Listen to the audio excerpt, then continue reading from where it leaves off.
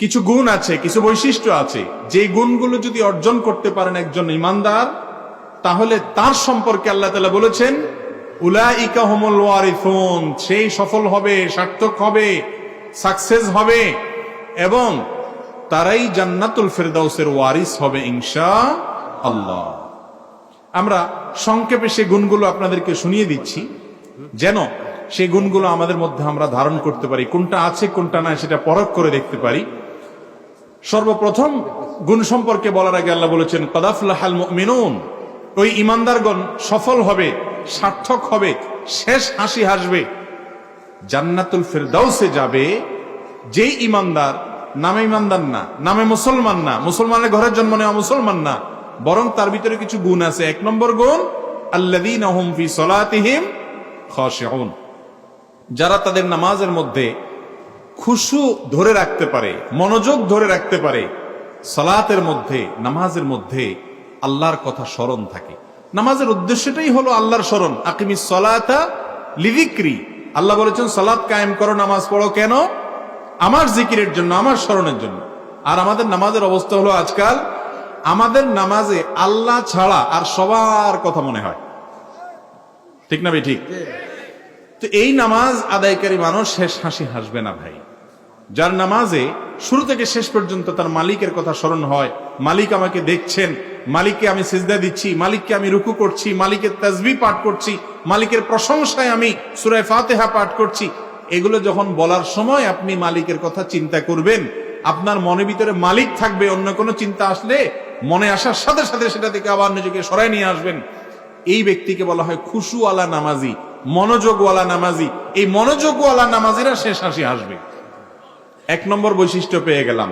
তাহলে নামাজের মধ্যে মনোযোগ ধরে রাখার জন্য নিজের সঙ্গে নিজে লড়াই করবো তো ইনশাআল্লাহ। চেষ্টা করতে হবে, সাধনা করতে হবে। এটা এমনি এমনি আসে না ভাইয়েরা, বাবারা। এটার জন্য চেষ্টা করতে হয়, নিজের সঙ্গে সংগ্রাম করতে হয়, লড়াই করতে হয়।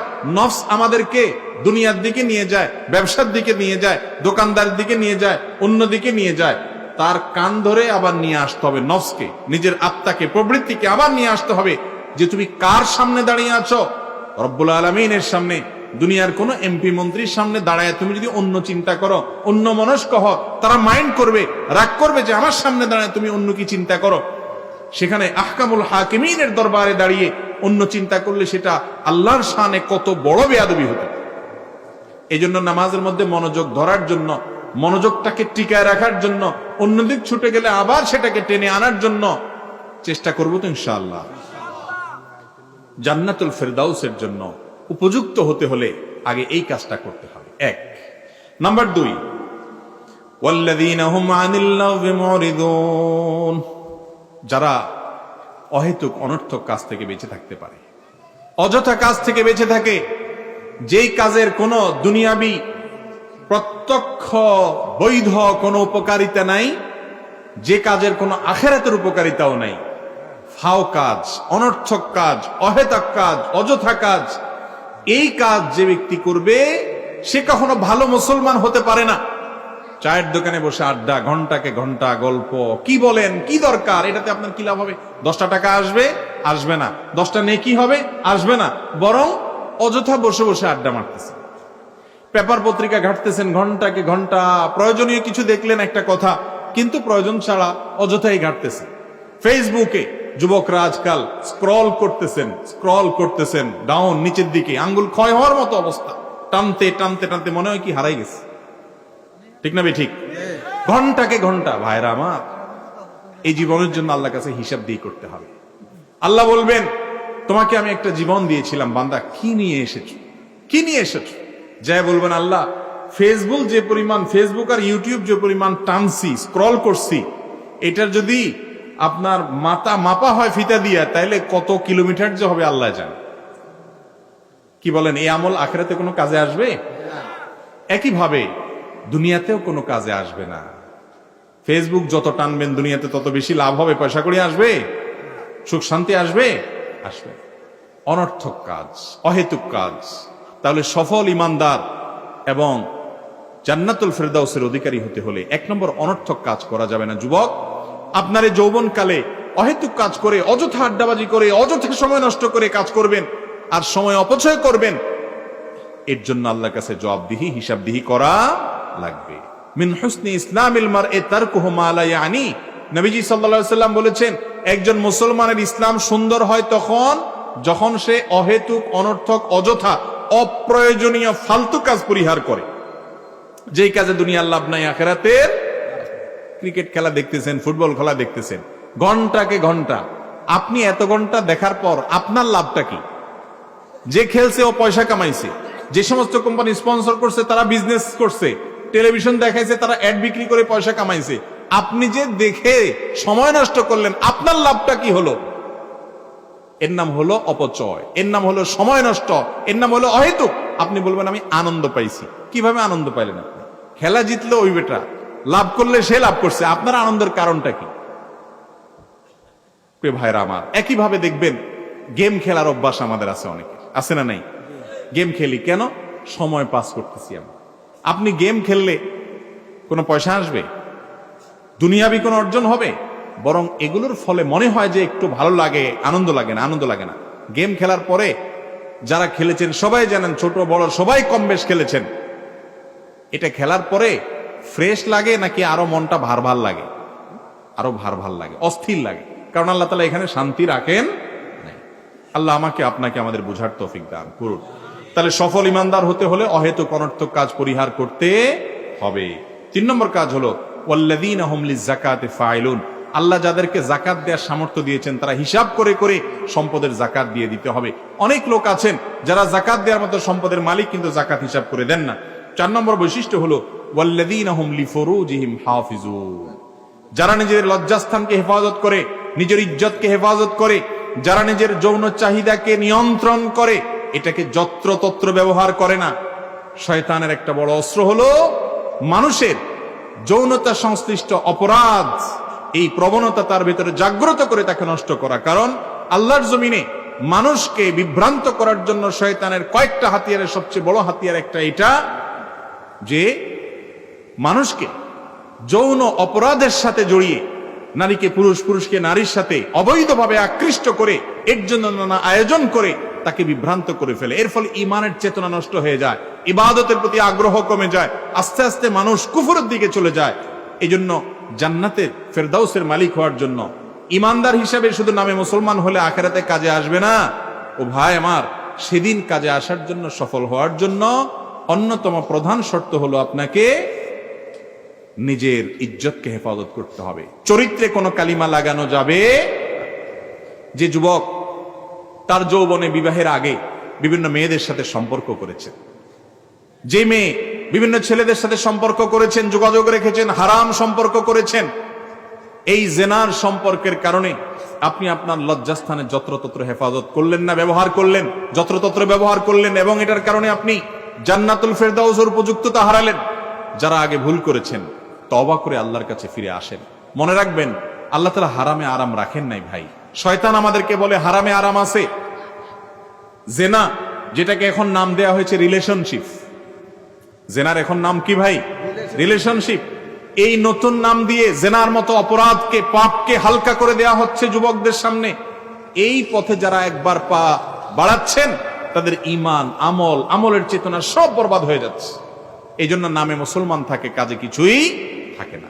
আর যারা নিজেদেরকে হেফাজত করতে পারে, নিয়ন্ত্রণ করতে পারে, আল্লাহ রাব্বুল আলামিন তাদের জন্য দাম্পত্য জীবনে, বিবাহের জীবনে প্রচন্ড রকমের শান্তি এবং সুখের ব্যবস্থা রেখেছেন ইনশাআল্লাহ।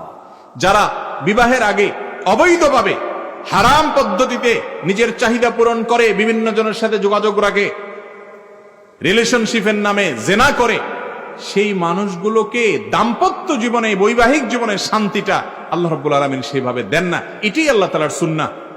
অতএব আমাদের যৌবনকালকে আমরা হেফাজত করবো তো ইনশাআল্লাহ। হেফাজত করার পর এনজয় করতে পারবেন। আপনার বৈবাহিক জীবনে আপনার মনে হবে যখন যে আমার চরিত্রে কোনো কালিমা লাগে নাই, ভালো লাগবে, এনজয় করবেন। আর যদি আপনি যৌবনকালকে নষ্ট করেন যুবক ভাই আমার, এক সময় যখন বয়সকাল হবে, বিয়ে শাদী করবেন, সব হয়তো আপনি তওবা করে ফেলে এসে নতুন করে ভালো হয়ে যাবেন, কিন্তু আপনার পেছনে যে আপনি অপকর্মগুলো করেছেন সেগুলো মনে উঠলে নিজের কাছে খারাপ লাগবে যে আমি একসময় খারাপ ছিলাম, বিভিন্ন পথে ছিলাম, ভুল পথে ছিলাম। এই জন্য যৌবনকালকে যদি হেফাজত করতে পারেন, সারা জীবন মানসিক প্রশান্তি পাবেন, এনজয় করবেন, ভালো লাগা কাজ করবে, ধরে রাখতে হয়। এই জন্য যখন তখন সেটাকে আবেগকে যদি আপনি ব্যবহার করেন, আপনার সারা জীবনের শান্তি হারাম হবে।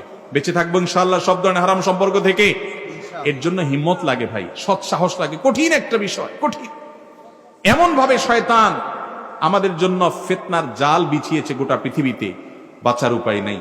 চতুর্দিক থেকে আক্রমণ, চতুর্দিকে আক্রমণ। আল্লাহ আমাকে আপনাকে সবাইকে হেফাজত থাকার তৌফিক দান করুন। তাহলে সফল এবং সার্থক ইমানদার হওয়ার জন্য প্রথমত নামাজে মনোযোগী হওয়া, দ্বিতীয়ত হলো অনর্থক কাজ ছাড়া, তৃতীয়ত হলো জাকাত, যাদের জাকাত ফরজ হয়েছে তারা জাকাত দেওয়া, আর 4 নম্বর হলো নিজের লজ্জাস্থানকে যত্রতত্র ব্যবহার না করা, এটা নিয়ন্ত্রণ করা। আর 5 নম্বর হলো ওয়াল্লাযীনা হুম লিআমানাতিহিম ওয়া আহদিহিম রাউন। 5 নম্বর হলো যারা আমানত রক্ষা করে। কি রক্ষা করে ভাই? আমানত। আপনার কাছে কেউ কোনো টাকা দিয়েছে, সেটা আমানত। কোনো সম্পদ দিয়েছে, আমানত। কোনো কথা বলেছে, সেটাও কি আমানত। আপনাকে পরীক্ষার খাতায় লেখার জন্য কাগজ দেয়া হয়েছে, প্রশ্ন দেওয়া হয়েছে, এটা আমানত। আপনি অন্য কাউকে দেখাবেন না, দেখাইলেন তাহলে আমানত নষ্ট করে ফেললেন, খেয়ানত করলেন, আমানত ভেঙে ফেললেন। এরকম আমাদের জীবনের শত শত ক্ষেত্রে আমানত আছে।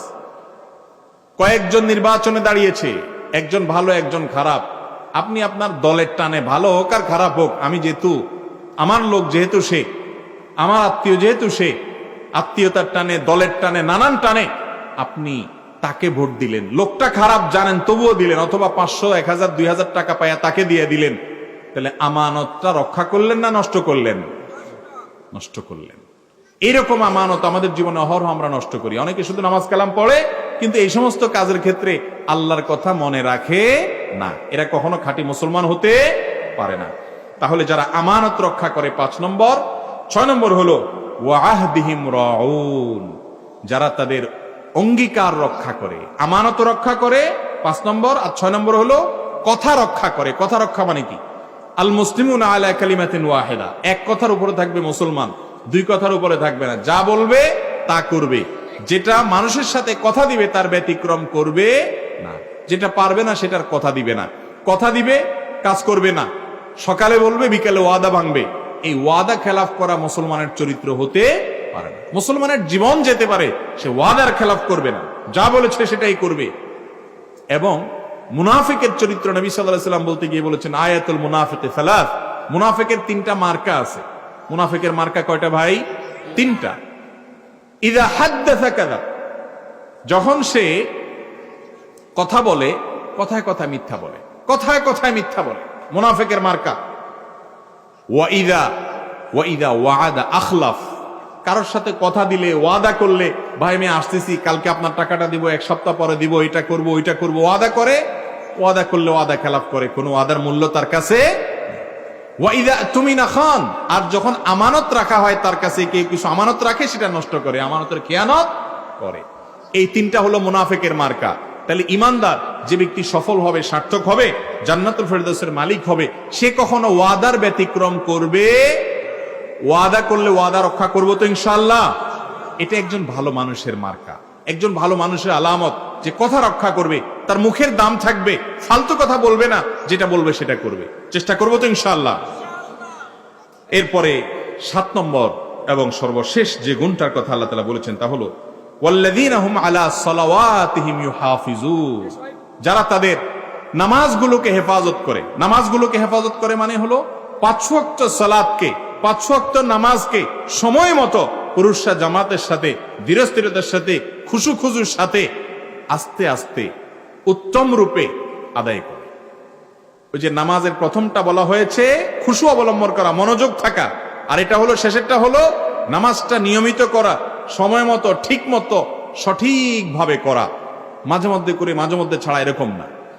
এই 7টি বৈশিষ্ট্য যখন থাকবে, আবারও বলছি এক নজরে, যারা নামাজের মধ্যে খুশু রাখে, মনোযোগ ধরে রাখার চেষ্টা করে, আর অনর্থক কাজ পরিহার করে, যারা জাকাত ফরজ হলে জাকাত দেয়, যারা লজ্জাস্থানের হেফাজত করে, যারা নিজের আমানত, কারোর সাথে ওয়াদা করলে সে ওয়াদা রক্ষা করে, আমানত রাখলে আমানতের খেয়ানত করে না। কেউ একটা কথা বললো কাউকে বলিয়েন না, তো আর বলে না, ওটা আমানত থাকে। নবীজি বলেছেন ইদা হাদ্দাসা রাজুলু ফালতাফাতা, কেউ আপনার সাথে কথা বলে একটু সরে গেছে, তাহলে এটা আপনার কাছে আমানত হয়ে গেল। সে যদি অন্যের কাছে প্রকাশ না চায়, তাহলে আপনি কারোর কাছে বললে আমানতের খেয়ানত করলেন। সে চলে গেল, আরেকজনের কাছে বলে বলে মজা নিচ্ছেন, যে জানো সে কি বলছে, তার কাছে বলে আপনি হারাম স্বাদ নিচ্ছেন, গল্প দিয়া তার দুর্বলতাটা বলে দিলেন, তার কথাটা আমানতটা খেয়ানত করে দিলেন। এটা ইমানদারের কাজ না। এটা রক্ষা করতে হবে, আমানত রক্ষা করতে হবে। আর সর্বশেষ হলো ওয়াল্লাযীনা হুম আলা সালাওয়াতিহিম ইউহাফিজুন, সমস্ত নামাজ নিয়মিত ঠিকমতো আদায় করে। উলাইকা হুমুল ওয়ারিসুন, এই মানুষগুলো হলো ওয়ারিস। কিসের ওয়ারিস? জমি জিরাতের ওয়ারিস না, জমি জিরাতের ওয়ারিস না। আল্লাযীনা ইয়ারিসুনাল ফিরদাউসা হুম ফিহা খালিদুন, যারা জান্নাতুল ফিরদাউসের মালিক হবে ইনশাআল্লাহ, এবং সেখানে তারা চিরকাল থাকবে। এই 7টা গুণ আমরা অর্জন করব তো ইনশাআল্লাহ। সূরা মুমিনুনের শুরুতে সফল মুমিনদের, জান্নাতুল ফিরদাউসের ওয়ারিসদের যে 7টি গুণ আল্লাহ বলেছেন, আল্লাহ তাআলা সেই গুণগুলো আমাকে, আপনাকে, আমাদের সবাইকে অর্জন করার তৌফিক দান করুন। আমল করব তো ইনশাআল্লাহ। আজকে থেকেই শুরু করব, এবং এই 7টা গুণের প্রত্যেকটা যেন আমার ভিতরে আসে। আমি চেষ্টা করব। আমাদের মৃত্যু কখন হবে আমরা কেউ জানি? কোনো গ্যারান্টি আছে কতক্ষণ বাঁচবো? তাহলে যখন শুনলাম, এখন থেকে যদি তওবা করে, আগের গুলোর জন্য ক্ষমা প্রার্থনা করে, হালখাতা করে নতুন করে জীবন শুরু করেন, আল্লাহ তাআলা পূর্বের সবগুলো মাফ করে দিবেন ইনশাআল্লাহ। নতুন করে সংকল্প করব তো ইনশাআল্লাহ। নাকি শুধু ওয়াজ শুনে কান সুখ করে বাড়িতে যায় নাকি তেল দিয়ে ঘুমাবেন? কোনটা? আমল করবেন তো ইনশাআল্লাহ। আল্লাহ আমাকে, আপনাকে, আমাদের সবাইকে আমল করার তৌফিক দান করুন। জাযাকুমুল্লাহু খায়রা ওয়া আখিরু দাওয়ানা আলহামদুলিল্লাহি রাব্বিল আলামিন। আপনাদের প্রশ্ন আছে কিছু, আমরা প্রশ্নগুলোর উত্তর দিয়ে দিই, যেহেতু অনেক প্রশ্ন, আলোচনা খুব দীর্ঘায়িত করলাম না।